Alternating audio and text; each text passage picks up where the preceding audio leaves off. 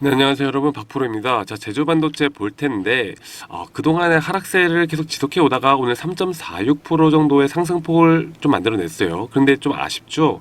오늘 사실 이 반도체 관련주들 중에서도 상한가가 가는 종목도 있었고, 이 YIK는 상한가를 갔습니다. 그리고 DI 같은 경우는 더 세게 올라가는 모습을 보여주고 있는데, 이게 CXL 관련주들에 관해서는 좀 좋은 모습을 보여주고 있는 건 사실이에요. 그런데 현재 뭐 SFA 반도체나 제주 반도체, 지금 특정 관련된 반도체 관련 섹터들이 오늘은 좀 좋은 흐름을 보여주었지만 지금까지 계속 주가가 계속 내려가는 모습을 보여주고 있습니다. 사실 이게 우리 반도체 관련 섹터들이 이런 시황적인 부분이나 거시경제에 되게 영향을 많이 받잖아요. 그래서 지금까지 좋지 않은 흐름들, 이런 국제 경제나 거시경제 부분에서 좀 좋지 않은 흐름들이 나오고 있는 게 사실입니다. 이 중동 전쟁이나 이 환율, 그리고 국채 금리와 같이 또 물가가 지금 잡히지 않으면서 그 금리 자체가 동결하는, 또 앞으로 올해까지도 동결을 계속 지속되어 갈 수 있다라는 지금 그런 분석들이 나오면서 이런 기술주 중심으로, 그리고 해외 증시나 다우존스, 나스닥, 그리고 S&P 500까지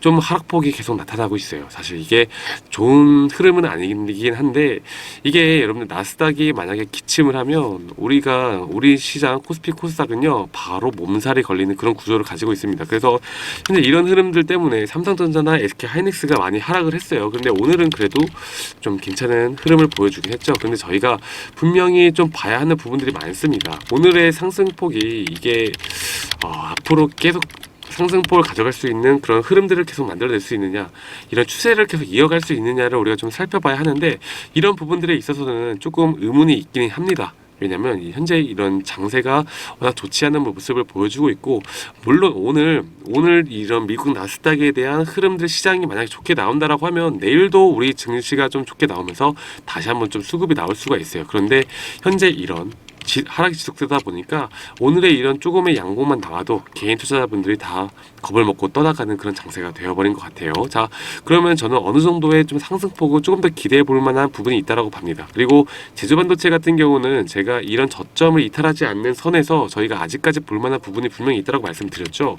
그래서 이런 부분들 좀 우리가 모분봉으로 좀 보도록 할까요? 지금 최근의 트렌드를 보자면 이 저점을 찍고 나서 다시 한번 수급이 나오는 모습을 보여주고 있어요. 이 추세 자체가 어느 정도 이 외국인의 자금들이 다시 한번 들어오고 있는 모습을 보여주고 있는데, 자, 오늘의 흐름이 아니라 저는 금요일과 다음 주 월요일까지의 흐름이 정말 중요하다고 봐요. 이 주말이 지나가고 난 다음에 현재 이런 글로벌 증시에 대한 부분들이 과연 어떻게 나타나는가, 이런 부분들을 우리가 좀 알아야 하는 부분이 분명히 있다라고 생각을 합니다. 그래서 여러분들께 이러한 정보들을 좀 빨리 알려드리기 위해서 제가 좀 준비해 놓은 자료나 이런, 지금 저희가 전문가들끼리 모여서 하는 그런 프로젝트가 있거든요. 이거 먼저 좀 말씀을 드리고 계속 이어서 제가 말씀드리도록 할게요.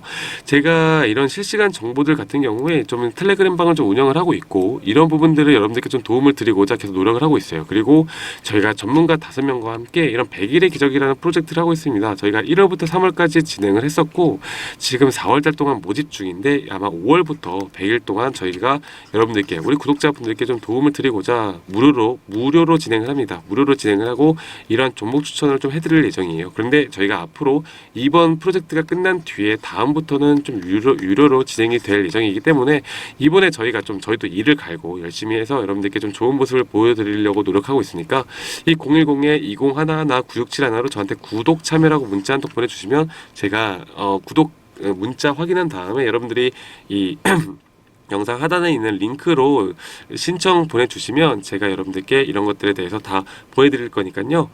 구독에 참여라고 문자 보내주신 다음에 이 텔레방 링크 신청 보내주시면 제가 이런 부분들 확인해서 참여해드리도록 할게요. 저희가 선착순은 200명이라고 적혀있지만 사실 한 300명까지는 생각을 하고 있는데, 이게 금방 찰 것 같습니다. 지금 이제서야 저희가 좀 홍보를 하고 있어서 여러분들 제 영상을 보시는 분들이라면 한 분도 빠짐없이 이 100일의 기적 프로젝트에 저희 전문가 분들과 좀 함께 참여를 해서, 여러분들이 시드가 없으시더라도 저희가 뭐 공부하고 싶은 마음만 있으시더라도 누구나 참여 가능하니까요.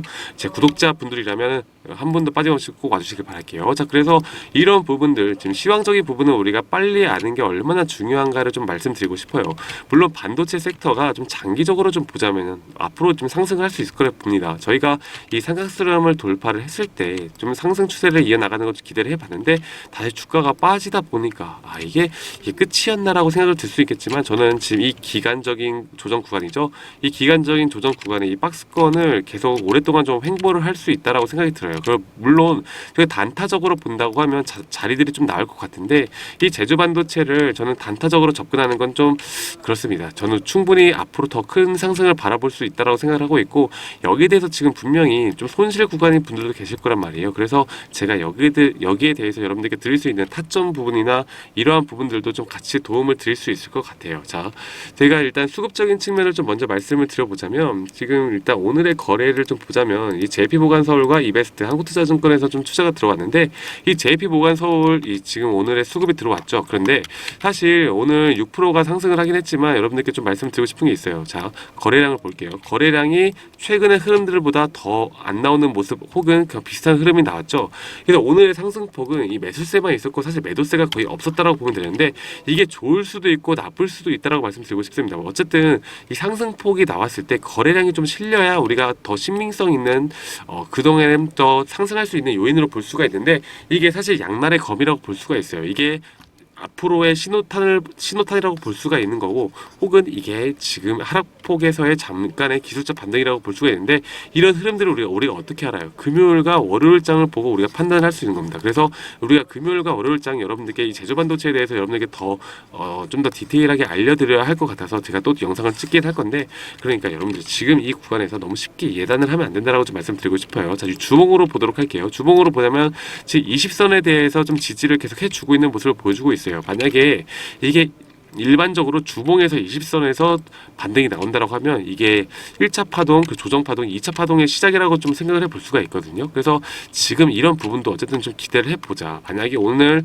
나스닥 글로벌 시장이 다시 한 번 더 좀 상승하는 모습을 보여준다면 충분히 다시 한번 수급이 좀 나오면서 우리가 제조 반도체에 대해서 한 번 더 상승 추세를 좀 가져갈 수 있지 않을까 생각을 해요. 그래서 이게 만약에 상승 추세로 달려간다라고 하면 적어도 한 2달에서 3달은 우리가 앞으로 수익권을 더 유지할 수 있을 거라 봅니다. 그러면 이게 상승 추세가 확인되는 순간 우리는 이런 저점에서 잡아 나가는 전략을 취해 나가야겠죠. 그래서 이런 수익을 극대화할 수 있는 전략을 우리가 잘 짜 나가야 하는 그런 기회가 될 수도 있고 혹은 만약에 정말 우리가 모르는 악재가 터져서 한 번 더 조정을 준다라고 하면 분명히 이탈 시에 우리가 리스크 생각을 해야 되는 그런 구간이 있습니다. 그래서 이러한 우리가 리스크에 대한 매도가 그리고 익절에 대한 매도가 그리고 앞으로 우리가 추가 타점을 가져간다고 하면 어디에서 잡아 나가야 하는 이 매수가에 대한 부분도 여러분들께 이런 투자 전략 자료를 항상 제공해 드리고 있으니까 여러분들 이 상단에 있는 번호 있죠? 이 010-2011-9671로 저한테 제주라고 문자 한 통 보내주시면 제가 지금 여러분들을 위해 만들었던 투자 보고서가 있거든요. 그래서 한 페이지 분량으로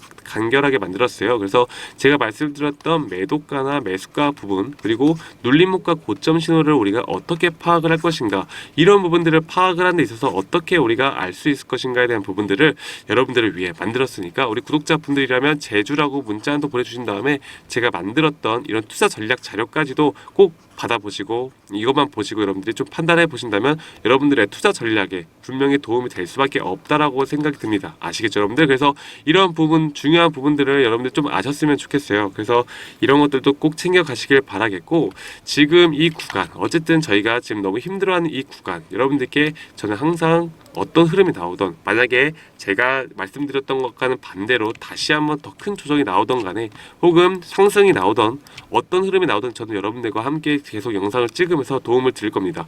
물론 주식에는 100%가 없듯이 여러분들 이런 것들에 지금 우리가 생각하는 흐름들이 이렇게 올라갈지는 그냥 단순하게 확률로만 보자면 50대 50이죠. 홀짝 게임입니다. 그런데 이런 홀짝 게임에서 어느 쪽으로 좀 더 확률이 높은가를 우리가 예측을 할 수 있는 거예요. 그래서 이렇게 예측을 한다고 한들 이렇게 만약에 7대 3 확률로 예측을 한다고 한들 이 30%의 확률도 분명히 맞을 수가 있는 거거든요. 그래서 이렇게 틀리는 부분이 있다라고 하면 우리가 그런 흐름 안에서 다시 한 번 더 우리가 확률 계산을 해야겠죠. 그런데 주식이 그나마 선물 시장보다 쉬운 게 뭐예요? 선물 시장보다 쉬운 게 우리가 이런 롱의 관점 우리가 매수의 관점, 그 주가가 올라가는 관점에 대해서 한 방향으로만 생각을 하면 되기 때문에 이러한 부분들을 우리가 좀 잡아 나가는데 조금 더 쉬운 부분이 분명히 있습니다. 그래서 여러분들께 앞으로의 대응 방법과 지금 이 제조반도체뿐만 아니라 아까 말씀드렸던 제 그 프로젝트 있죠, 100일 프로젝트 여러분들 참가를 하셔서 여러분들 이런 부분들을 좀 같이 알아가셨으면 좋겠어요. 이게 제조반도체 한 종목만 가지고 주식 투자할 거 아니잖아요, 그렇죠? 그래서 앞으로 여러분들이 저희가 지금부터 잡아드리는 종목들과 함께 이런 종목들을 왜 잡아 나가는지, 이런 종목들을 잡으면 왜 수익이 나는지, 그리고 앞으로 만약에 틀렸다라고 하면 어떤 식으로 리스크 관리를 하는지, 이런 것들을 좀 같이 알아가시고 공부하셨으면 좋겠습니다. 아시겠죠, 여러분들? 자, 그러면 저는 오늘 이렇게 제주반도체 흐름 보시고 내일 어떤 또 다른 흐름들이 나온다면 여러분들께 더 좋은 정보 제공해 드리도록 노력을 할 것이고요. 오늘 이런 흐름, 그리고 앞으로의 흐름, 모든 흐름들을 제가 여러분들께 항상 도움 드리도록 할게요. 자, 그러면 오늘 하루 마무리 잘 하시고 저는 다음에 더 좋은 영상으로 찾아뵙도록 할게요. 감사합니다.